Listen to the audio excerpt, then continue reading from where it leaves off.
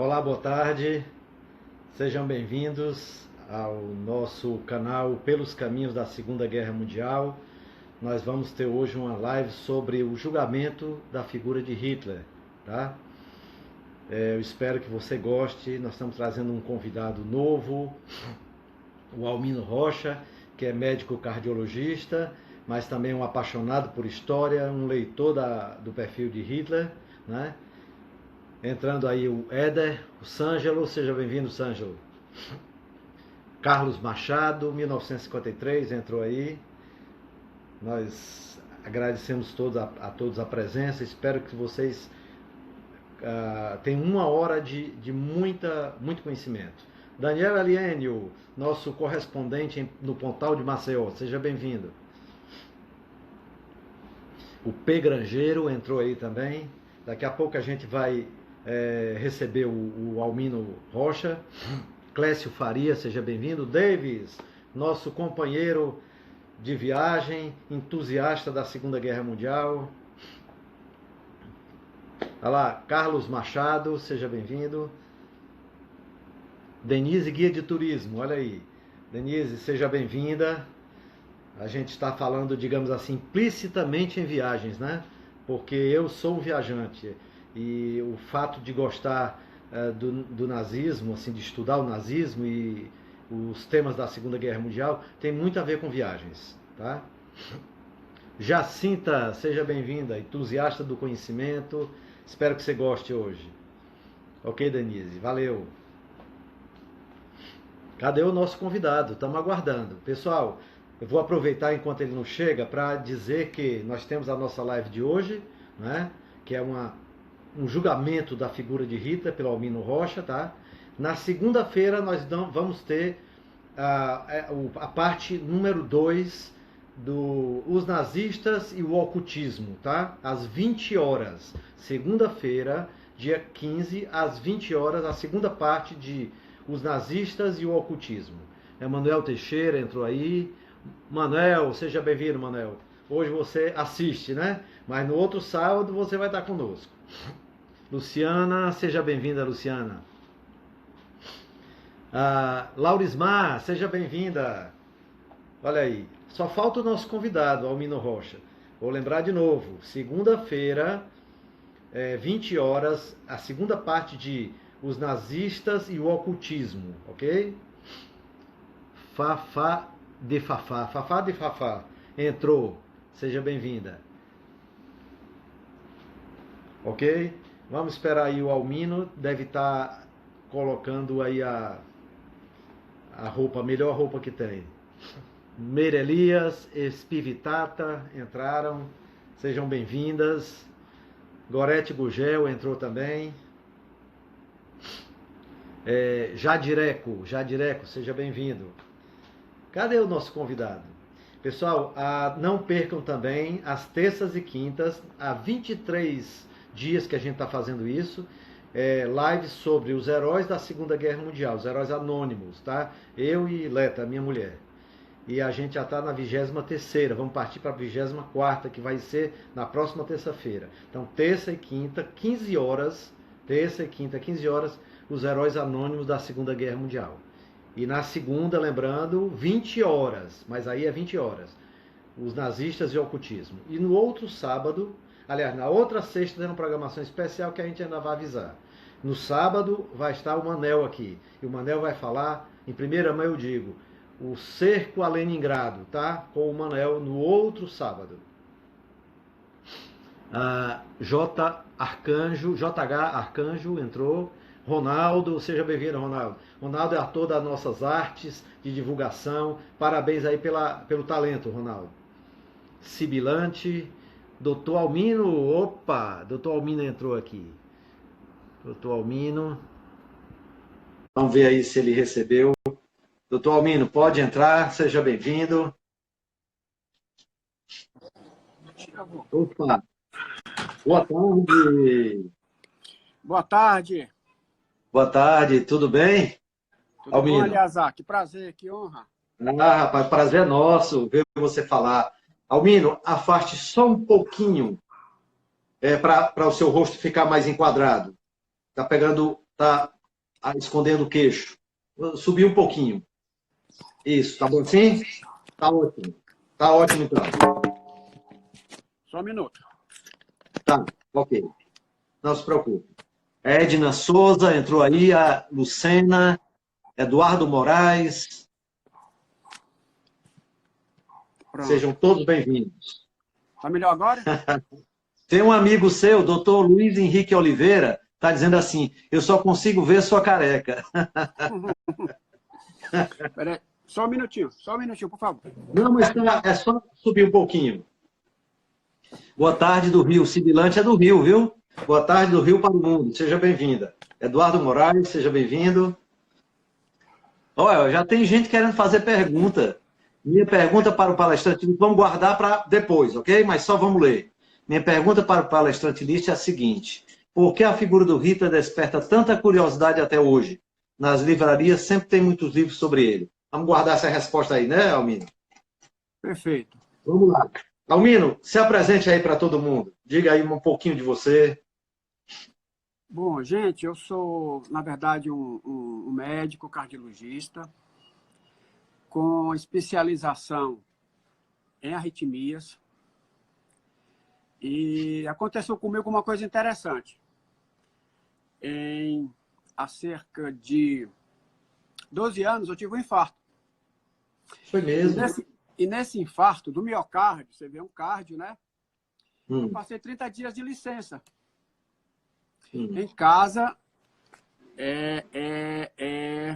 parado. E então comecei a me voltar para uma paixão que eu tinha na minha infância. Quando meu pai começou a fazer, em 1975, fazia 30 anos do fim da guerra, aquela linda coleção da editora Rennes. Sim, me lembro. Com os livrinhos, líderes, batalhas. Eu me lembro que o primeiro era Hitler. E aquilo despertou, assim, em mim uma coisa intensa, né? Uma curiosidade. E depois a vida vai, a vida vem, eu deixei aquilo meio guardado, aquelas lembranças. Mas quando eu infartei, eu não sei que a gente acaba valorizando mais alguns aspectos da vida, eu resgatei esse lado da minha infância. E comecei a assistir vídeos e a reler os velhos livros, né? E uma coisa interessante que eu tenho a dizer, toda essa história da Segunda Guerra, que não deixa de ser uma história de sofrimento, não é? De iniquidades morais, para mim tem um significado assim poético, porque me aproxima da relação que eu tinha com meu pai na infância. Oh, que coisa legal, Eu fui né? apresentado à Segunda Guerra, aos líderes, às batalhas, pelas histórias do meu pai, pelas coisas que ele me entregava à mão. Então nós temos essa coincidência, né? Então, nós temos essa coincidência. Isso fique uma coisa que nos redima, né, Eliazar? Isso, exatamente. Perguntam, como é que você se interessa tanto por um tema tão doentio? Às vezes a minha própria mulher fala, para de ler essas coisas. Isso faz mal à cabeça da gente. Né? E a gente lê aquelas coisas Gestapo, às vezes Baixa Astral. Mas para mim tem um significado que eu acho que, no fundo, elas me aproximam da minha infância, do meu pai, daquelas imagens icônicas que eu tinha na minha infância. Tá muito bem justificado, viu? Estou redimido? Tá redimido. Vamos lá. Almino, a Rita, essa figura multifacetada, como você falou. Por quê? Vamos lá. Fique à vontade. Eventualmente eu faço uma pequena intervenção, mas vá à vontade. Pronto. Eu tenho mais ou menos um pequeno roteiro, rabisco feito. Mas se de alguma forma as pessoas não quiserem perder o time e queiram interagir, mesmo antes de terminar, é válido, gente. Aqui é um ambiente informal. Isso. Aqui é um ambiente democrático, né? Então, assim, primeiro, eu quero agradecer a você, professor Eliazar de Castro, a Gorete Gurgel, querida. É uma honra para mim estar aqui. Né? É um assunto que as pessoas às vezes, como é que um cardio vai falar de Segunda Guerra? Né? Então, eu agradeço o carinho, né? Para mim é um motivo de honra. É um prazer, cara. É um prazer você estar aqui. E eu queria antes lembrar, Eliazar, que assim, falar de Adolf Hitler não é apenas um tema difícil e complexo. É um tema delicado e ainda perigoso. 75 anos, depois da morte dele, ainda hoje nós temos que ter algumas salvaguardas antes de falar de Hitler. Principalmente numa rede social como essa. Então, posto que sou sábio, quero dizer primeiro as minhas salvaguardas, que vão servir para a apresentação inteira, e eu quero que ninguém esqueça. Antes de mais nada, eu quero manifestar o meu repúdio visceral ao nazismo. Isso. E todas as formas de totalitarismo. 1. 2. Quero manifestar minha admiração e profundo respeito pelo povo judeu e pelo judaísmo. Que fique bem claro. Quero manifestar meu repúdio por qualquer forma de movimentos neonazistas ou nazistas-like, etnicistas, eugênicos ou que segreguem qualquer tipo de minoria. Eu sou frontalmente contra. E, por fim, essa é uma análise histórica, gente. Não é nossa intenção qualquer politização secundária ou associação de qualquer forma com a direita ou com a esquerda em qualquer lugar do mundo, muito menos no nosso país. Ótimo, ótimo. Essas são as minhas salvaguardas. Eu quero deixar isso bem claro. Em trabalho acadêmico, né, Almino, a gente chama isso de pressupostos. Não é isso? Isso é a minha autoconfissão preliminar. Né? Então, eu vi uma coisa interessante.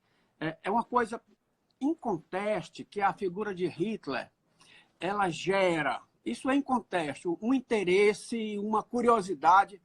Eu me arriscaria quase, Eliezer, a dizer, a gente tem que escolher as palavras, uma espécie de atração. Ainda hoje, se a gente passar pelas... Um fascínio, né? Um fascínio. Fascínio talvez seja uma palavra complicada nos tempos modernos, né? Porque pode pressupor apologia. Isso. Mas veja só, nas bancas de revista que a gente passa, ainda hoje o que é que vende? Mulher pelada.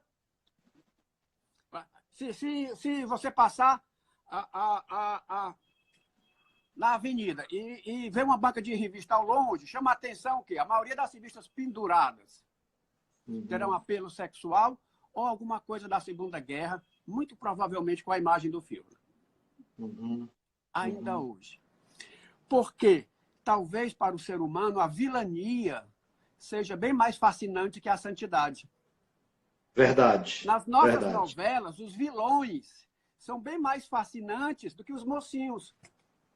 Que legal, que legal. A história dos tiranos é bem mais conhecida que a história dos santos. Verdade. Isso é humano. E aquela entourage, mesmo estética do Terceiro Reich, aqueles cumprimentos, aquelas formalidades, aquelas bandeiras, aquele respeito da multidão, aquelas roupas nazistas que foram desenhadas por Hugo Boss, tudo isso gera no nosso psiquismo, no nosso imaginário, assim, uma curiosidade, né?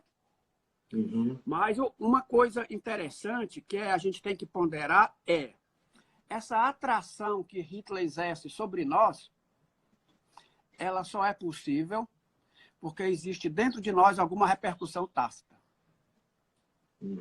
Se não tiver, isso é uma análise profunda que eu preciso fazer isenta, gente, por amor de Deus. Hitler, a imagem mítica do homem, do líder, não teria tanto a repercussão no nosso psiquismo se dentro desse psiquismo nós não tivermos um receptor, algum tipo de ressonância paradoxal.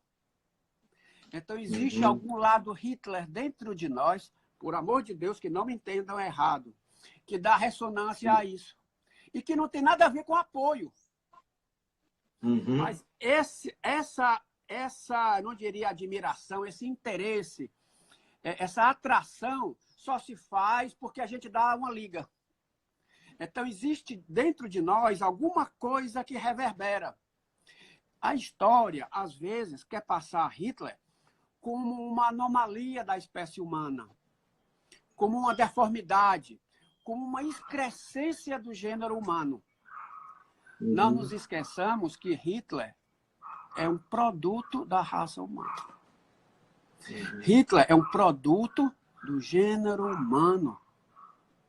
Hitler não foi uma excrescência. Não é que Hitler foi uma anomalia da raça humana. A raça humana se permite anomalias como Hitler. E eu lhe digo que elas são repetidas ao longo da história. Né? Hitler não inventou o antissemitismo. Hitler não inventou do nada a eugenia. A eugenia nasceu nos Estados Unidos. Hitler captou como uma antena, condensou e reverberou o que já existia. E jamais Hitler teria sido o que foi se ele não tivesse instrumentos de apoio.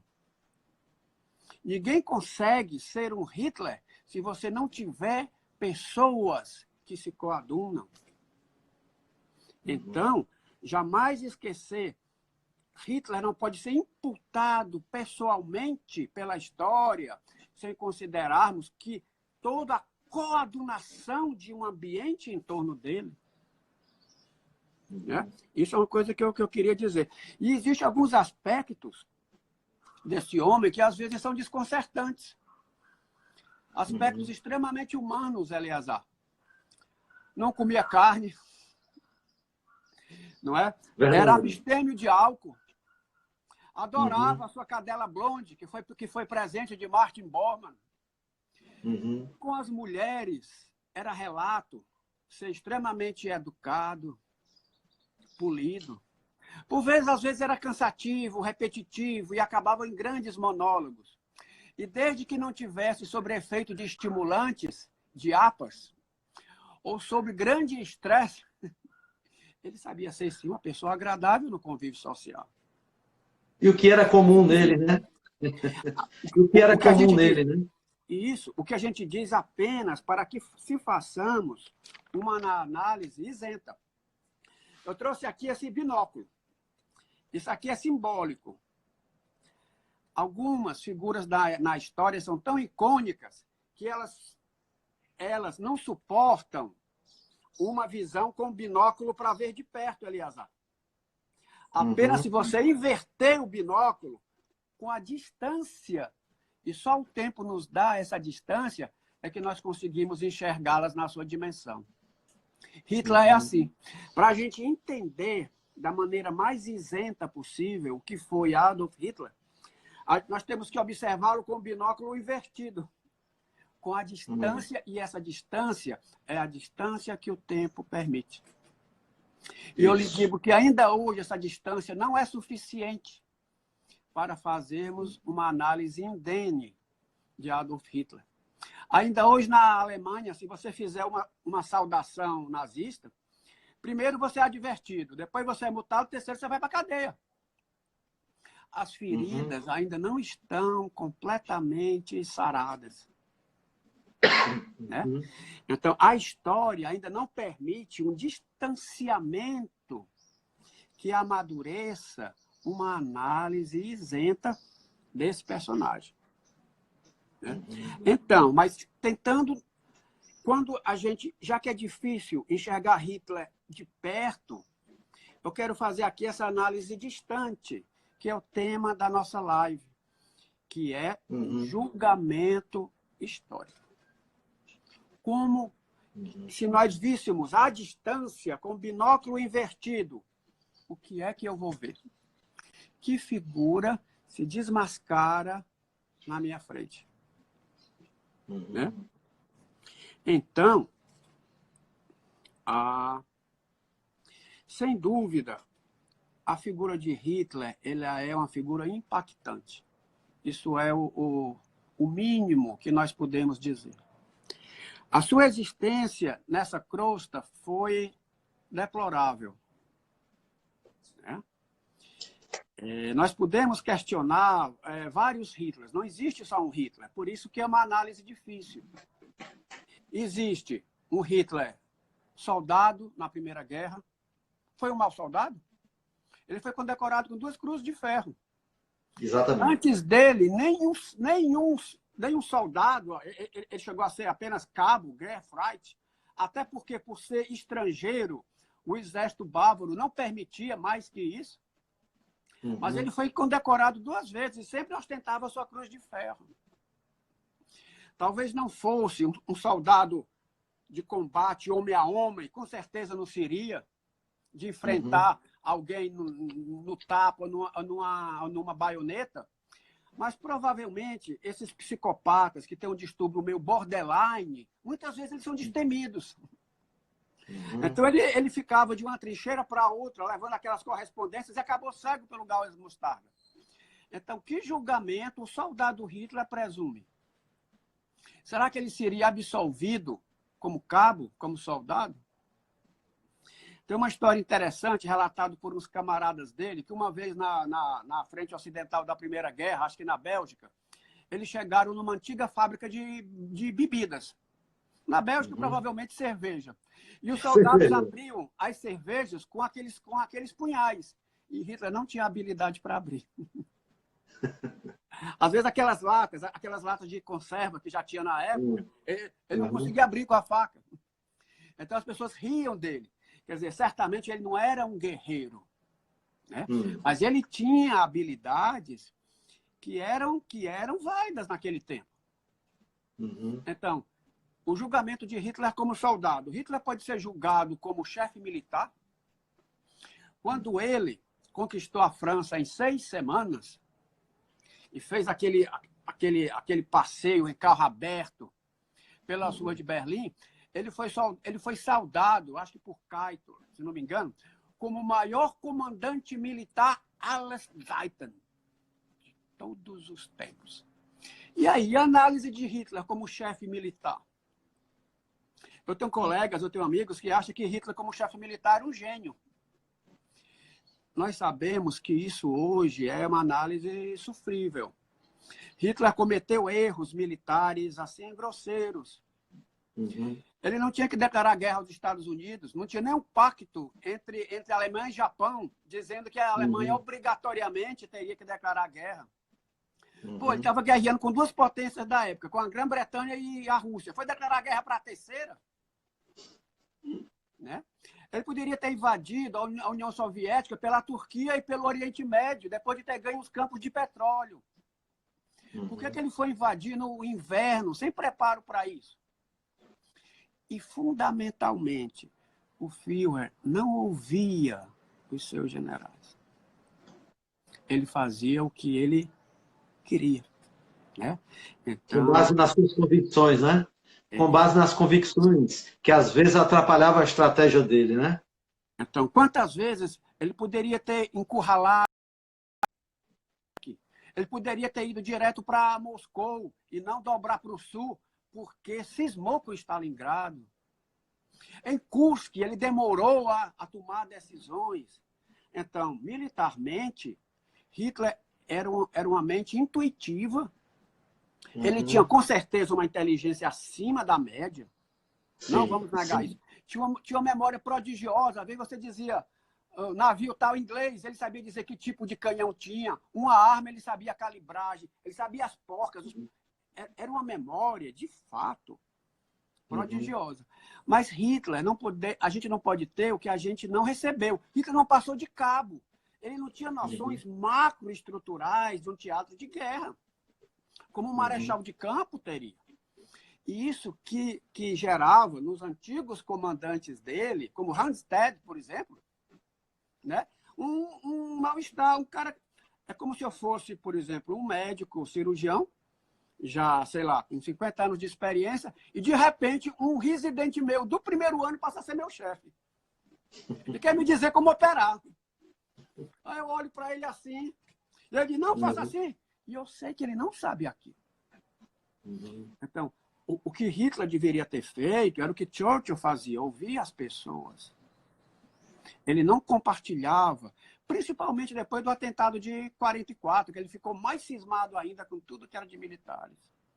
Uhum. Então, como chefe militar, principalmente depois da França, a França, talvez a Grécia, né, eu acho as condutas do Führer, elas não foram exatamente brilhantes. Como chefe militar, ele poderia ser... Eu sei que ele foi ousado na Blitzkrieg, na França, de entrar por dentro da mata, pelas Ardenas, mas depois dali, militarmente, é extremamente questionável. Existe o julgamento do Hitler como líder político. Existe o julgamento de Hitler como artista. Já pensaram que se ele tivesse passado no primeiro ou no segundo teste da Escola de Belas Artes em Viena, nada teria acontecido? Exatamente. Por que tu não ficou pintando teus quadros? Olha como poderia ter sido diferente. É interessante, aliás, essas coisas da história, né? Da mesma forma que se ele tivesse sido capturado pelos russos, o grande temor dele era o que o Marechal Ney uma vez falou sobre Napoleão. Ia botar nu numa jaula e fazer desfile na Praça Vermelha em Moscou. Isso era o pavor dele. Numa jaula, para as pessoas fazerem xixi, escarrarem, jogar pedra. Os meninos linchados dentro de uma jaula. Isso era o que Stalin queria fazer. Como um bicho. Então, a história tem essas coisas. Essa live, não é o nosso objetivo aqui fazer nenhum apontamento, aquela sequência tediosa de datas, o que nós nos pretendemos fazer é uma análise intelectiva das pegadas que essa figura histórica deixou em nós. E a repercussão que ele tem na gente. Né? É interessante, eu tenho aqui essa frase do Ian Kershaw. Nunca na história, tamanha ruína física e moral foi associada ao nome de um único homem. Né? É importante dizer que, como Hitler pode ser visto de maneira polêmica, de maneira analisada, um concorda, outro não, sobre vários aspectos. Como líder militar, como líder político, como artista, como soldado, como orador. Como orador, ele era brilhante. Como carisma pessoal, Hitler tinha uma... Talvez o seu maior talento, né? Almino? Talvez o maior talento dele como orador, né? Talvez tudo não passou de um truque de orador, aliás, né? Tem uma frase dele interessante que eu coloquei aqui, ó. Eu sei que os homens são conquistados menos pela palavra escrita do que pela palavra falada. Que todo grande movimento nessa terra deve o seu crescimento aos grandes oradores, mais do que aos grandes escritores. Então, na verdade, o que era Hitler? Ele era um doidinho da época que começava a subir naquelas mesas, aqueles mesões, que é tão comum em Munique, que eles sentam todos juntos para beber cerveja. Na cervejaria, né? De repente, um deles dizia, vai, sobe aí. E o que ele dizia no começo era visto como engraçado, depois como bizarro. Mas depois, o declínio das condições da Alemanha foram tão grandes que tem uma frase que eu gosto. Quando a gente está no abismo, a primeira pessoa que chega é um grande salvador. E quanto mais bizarro é esse salvador, só reflete o tamanho do abismo em que o ser humano está. Né? Então, Hitler, na verdade, foi um cavalo que passou selado para aquela época. Os tempos conspiraram para isso. A Alemanha precisava de um salvador, precisava de um cavalo, e ele passou selado e o povo alemão montou. Né? Tem uma frase alemã que eu gosto muito, que chama Zeitgeist, que é o espírito do tempo. O espírito da época. Então, se Hitler não tivesse acontecido, teria sido outra pessoa. Mas eu quero mostrar uma coisa, Eliezer. Vou fazer uma provocação. Sabe o que é isso aqui? Isso aí é como se fosse uma cédula de votação? No segundo turno para presidente do Reich em 1932. Uhum. Né? No segundo turno. Olha só aqui. É isso que eu quero pegar. Se fosse nós, em quem nós votaríamos, Eliezer? Deixa eu dizer uma coisa. Para você ter uma ideia, em 1914, $1 valia 4,2 marcos. Em 1914, $1, 4 marcos. Em 1923, $1 valia 4 trilhões 200 bilhões de marcos.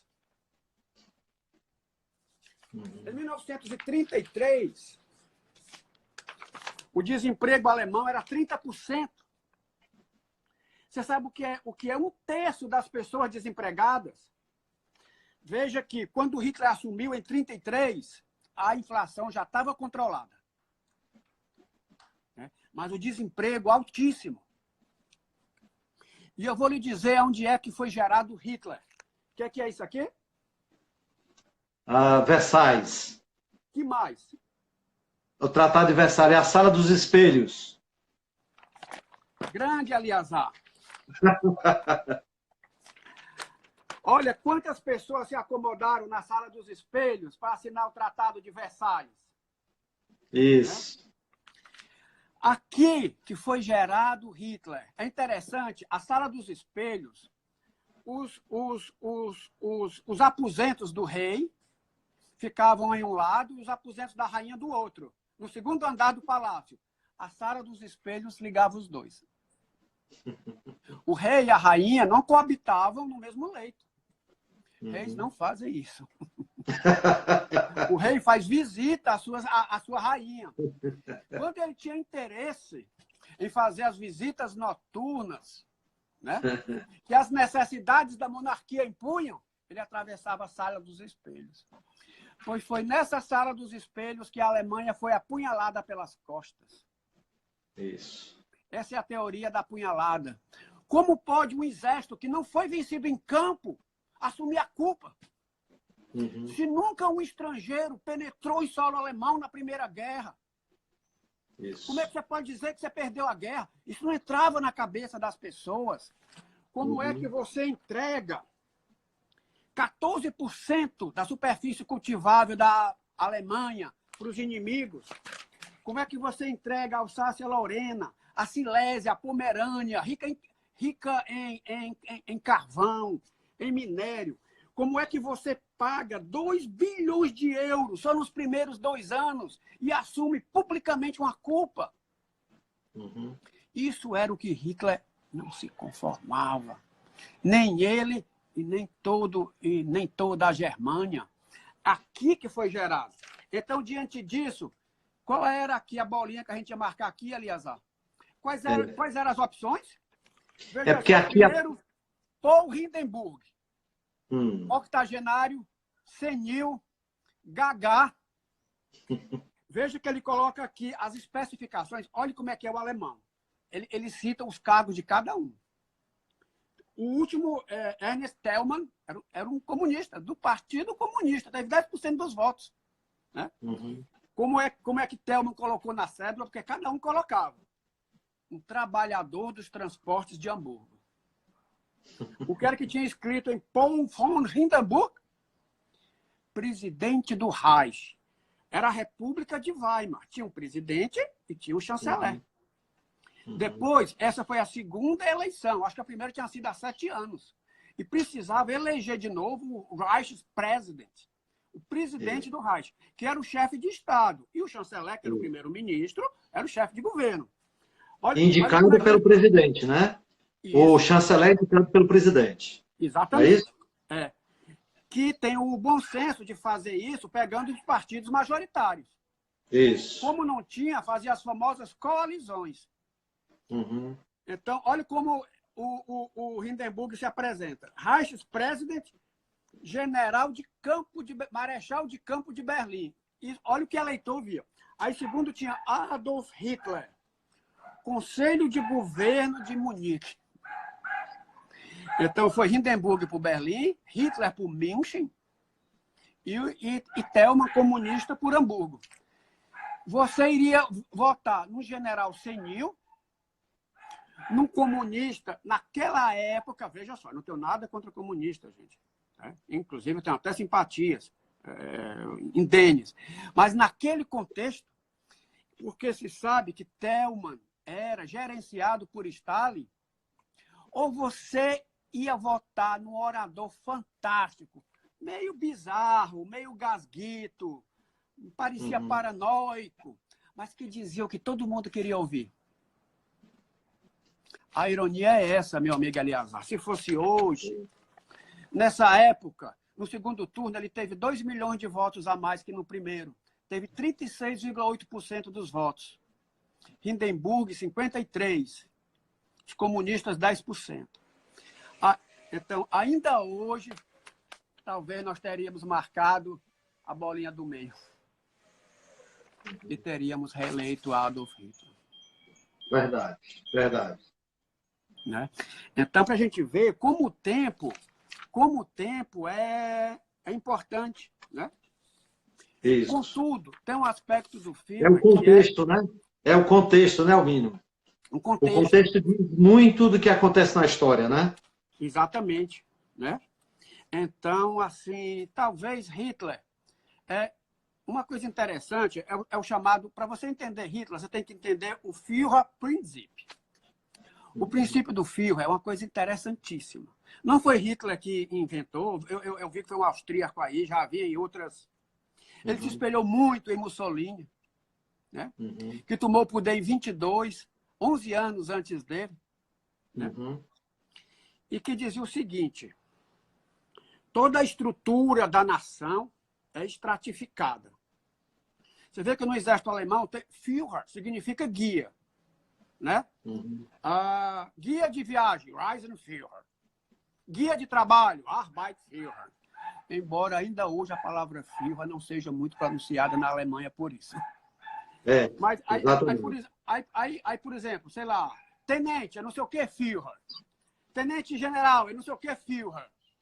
Então, Führer, existem vários níveis de Führer na sociedade, até o Führer supremo, como uma pirâmide.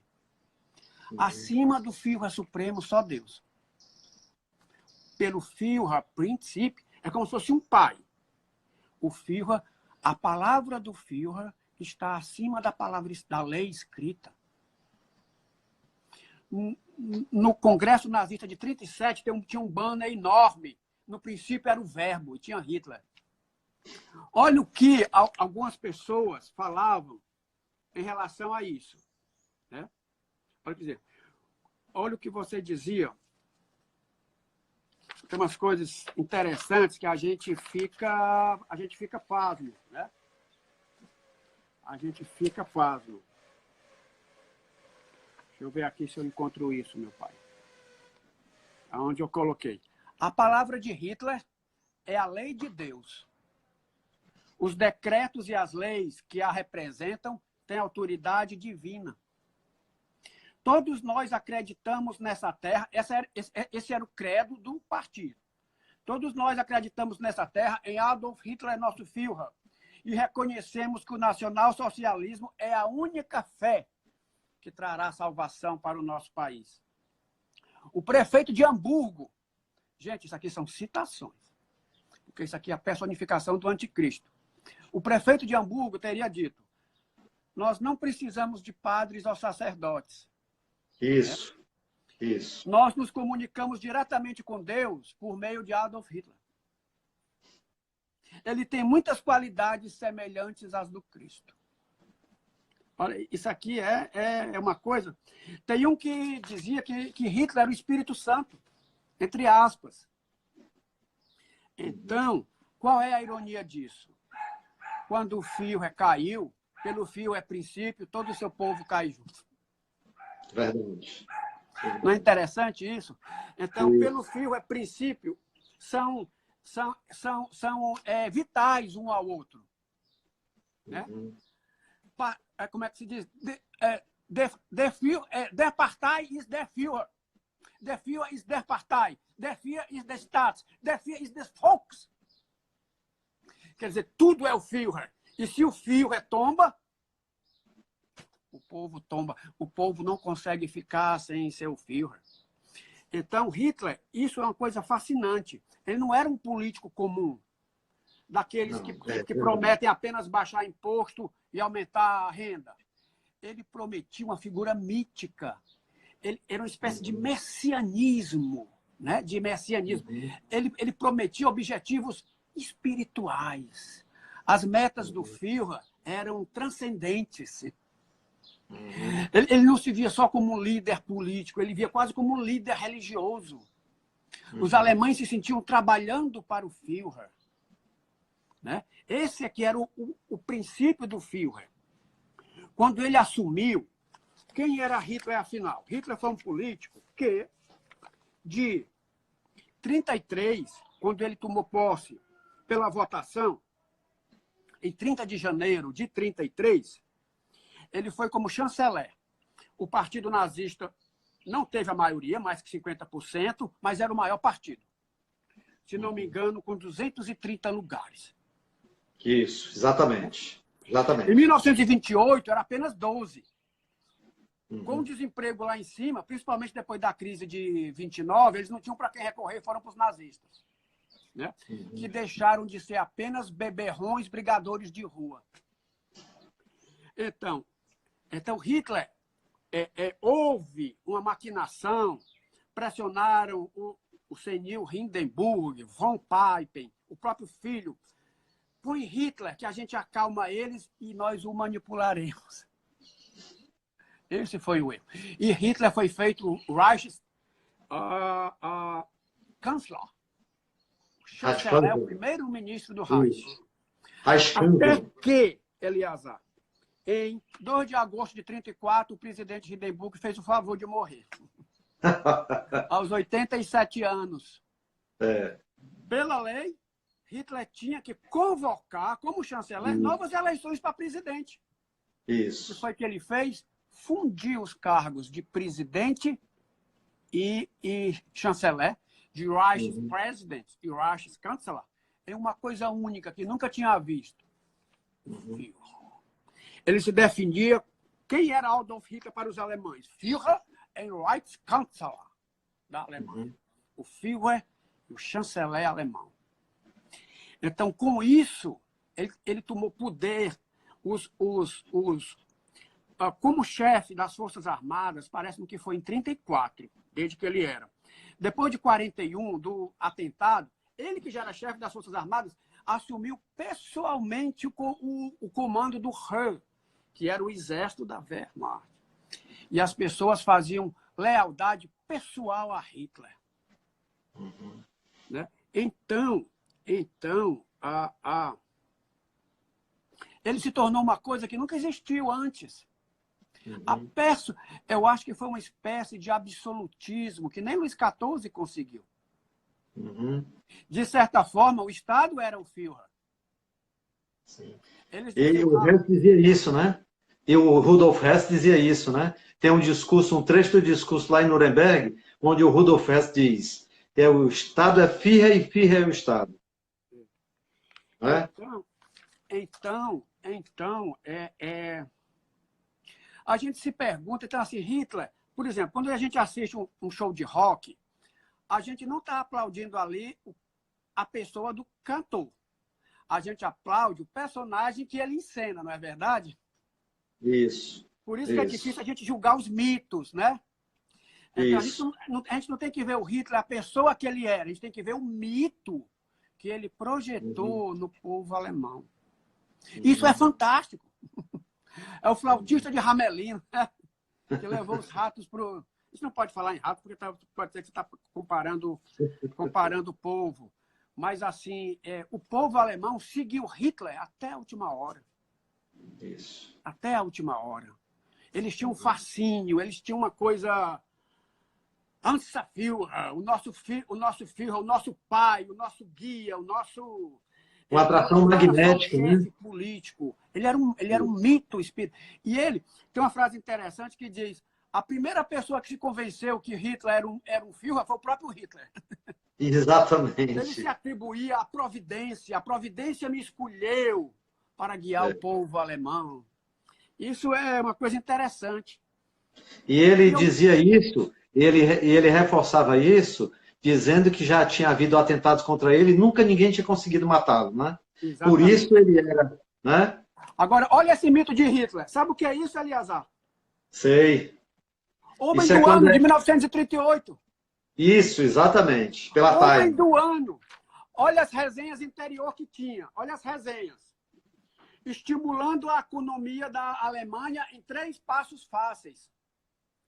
Como rearmar o seu militarismo. Desafiando o Tratado de Versalhes. Como é que passa o exército? A Time.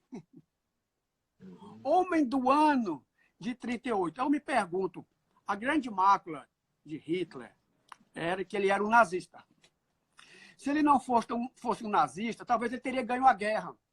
Porque a perseguição aos judeus, independente do aspecto humano, claro, que é imperdoável, é importante deixar isso aqui, como genocida, Hitler não tem perdão. Hitler jamais vai ser absolvido. Hitler é deplorável. Hitler é uma vergonha da encarnação humana nessa crosta. Mas se não fosse a mácula dos campos de concentração, Hitler hoje seria visto como Stalin é visto. Napoleão foi um grande conquistador. Napoleão invadia países. Durante algum tempo, as crianças inglesas, os pais queriam fazer medo para elas dormirem e diziam: durma, filho, senão Bonnie, que era Bonaparte, Bonnie vem te pegar. E as crianças dormiam com medo. Mas Napoleão não matou pessoas só por serem de uma raça. Stalin talvez tenha feito pior. Isso. Mas nunca ninguém bolou um sistema industrial, refinado, de aniquilação da espécie. Isso jamais foi feito. Passou de todos os limites. Isso Adolf Hitler, Heinrich Himmler, Hermann Göring, jamais serão absolvidos. Porque você pode fazer um julgamento histórico, você pode fazer um julgamento militar, mas no julgamento moral, eles jamais serão absolvidos. Eu me pergunto se Hitler não foi só uma força da natureza, da propaganda e do mito. Olha o que ele dizia. Toda propaganda tem que ser popular e tem que acomodar ela própria à compreensão, mesmo do menos inteligente, que a ela está suspeita. E o que é que Aldous Huxley disse? O enorme sucesso da propaganda de Hitler foi conseguido apenas com o microfone e o rádio. Não tinha TV, não tinha rede social de hoje. Veja o que ele conseguiu. Aquilo é prodigioso. Então, a imagem do Führer não estava no Führer. Ele resgatou algo que estava adormecido no povo alemão. Para terminar, Eliazar, quero dizer só uma coisa. Hitler não morreu. Quando um soldado passa 5 minutos comprimindo a cabeça de um negro, Hitler não morreu. Enquanto existir KKK, Hitler não morreu. Nunca um negro foi dado para pilotar um tanque Sherman. Isso era um assinte. Né? Toda forma de minorias. O muro entre os Estados Unidos e o México. Isso é Hitler. O muro entre Israel e a Palestina. Isso é completamente irônico, meu pai. Completamente irônico. Esse xenofobismo exacerbado dos nossos tempos. A intransigência com os imigrantes, com os refugiados. Interessante. Eu tenho uma admiração tão grande pelo povo alemão. A Alemanha hoje é a nação que melhor fez a sua psicanálise. É o país mais aberto aos imigrantes. É um país que conseguiu fazer a sua... Como é que se diz? Aos poucos, exorcizar os seus fantasmas. O alemão hoje ele é extremamente... É uma das nações mais democráticas. Provavelmente da Europa é a que mais recebe imigrantes. Talvez um terço dos alemães hoje fala turco. Né? Esse nacionalismo exacerbado que a gente vê hoje, American First, que diferença tem de Deutschland über alles? Isso, exatamente. Exatamente. Esse messianismo de alguns líderes, de se acharem acima da lei e como que conduzidos pelo destino. Essa violência contra homossexuais, isso é nazismo. Não quero fazer conotações nem para uma ala, nem para outra da política, gente. Todos esses líderes mundiais com tendência a maquiar e perseguir e minimizar a mídia. Então, Hitler não morreu. Existe um Hitler dentro do ser humano. É isso que a gente tem que ter cuidado. E em condições apropriadas, o ovo da serpente, ele vai ser gerado. Hitler não é uma excrescência do tempo. Hitler é um produto da natureza humana. E que, sob certas condições de temperatura, pressão, ele vai ser replicado. Porque Hitler não está em Braunau, Hitler não está em Berlim, Hitler está dentro de uma mancha escura e sombria dentro de cada um de nós. Verdade. E que deve ser combatido pela nossa espiritualização, pela nossa fé. Todas as virtudes cristãs eram vistas pelo Führer como fraquezas. Compaixão era fraqueza. Ter dó era fraqueza. Os grandes homens não têm medo de matar. Ele dizia que aquele que foi morto pelos tchecos, como é que é o nome dele? Heydrich. Nunca o Reich deveu tanto a uma pessoa como Heinrich, porque Heinrich não tinha pudor nenhum em matar ninguém. As virtudes de compreensão, de convívio, de compaixão eram vistas como fraquezas. E essas são as virtudes do Cristo. Essas são as virtudes de Jesus. Nós somos todos cristianizados, né? E moralmente defensores dos princípios cristãos. Nesse ponto, Hitler foi, de certa forma, a personificação do anticristo. E tem uma coisa ainda que eu vou terminar. É interessante, eles conseguiram uma coisa, o totalitarismo de pensamento. Isso. O Estado totalitário, ele não quer apenas a sua fidelidade de atos, de atitudes, ele quer a fidelidade dos seus pensamentos. Você é livre para pensar o que queira, desde que nos agrade. Isso. Nós deixamos você pensar o que você queira, desde que seja o que a gente queira. Né? Isso. Tem uma... Viu, Almino? Tem uma expressão que se chama, não me lembro de quem é, um escritor famoso, que diz assim, é a colonização da mente. Exatamente. Ele diz, e se você não conseguir pensar como a gente quer, a gente pode reprogramar a tua mente. Tome esse Mein Kampf, tome essa bandeira, tome esse santinho do Führer. Os prefeitos das cidades alemãs que faziam os casamentos civis recebiam carradas de Mein Kampf para dar aos nubentes. Em 1933, Hitler vendeu 1 milhão de Mein Kampf. E ficou rico, né? Com direitos autorais. Riquíssimo. E quando quiseram pagar imposto, o ministro lá superior disse, o Führer não paga impostos. Isso era contra o Führer princípio. Não se pode cobrar impostos do Führer. Bom, terminei, acho que já falei demais, gente. Né? Almino, o seguinte, nós só temos 5 minutos e a gente tem que encerrar um pouquinho antes, porque senão a gente perde a live, que ela fecha, tá?